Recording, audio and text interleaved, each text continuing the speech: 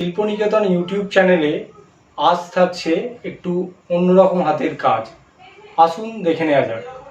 আমরা দিওয়ালিতে কালী পুজোয় প্রদীপ সবাই জ্বালাই, কিন্তু আমরা আজকে দেখে নেব যে এই প্রদীপটা তৈরি করতে গেলে কতগুলো পর্যায় আছে তৈরি করার।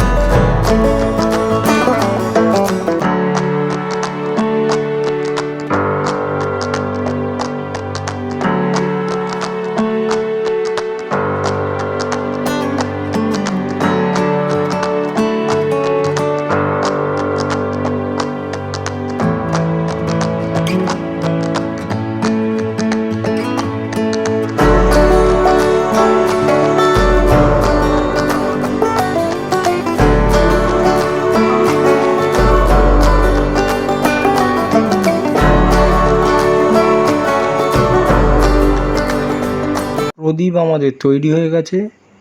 তো কিরাম লাগলো প্রদীপ তৈরির এই প্রসেসটা একটু জানাবেন।